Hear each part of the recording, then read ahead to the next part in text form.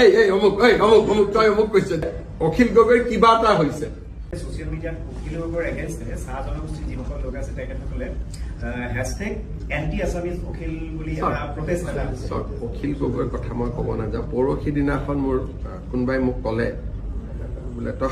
দাদা সাৰে আছে নেকি বোলে সাৰে আছো বোলে এটা পঠাই দিছো আপুনি চাওক বহুত হাঁহিব পাব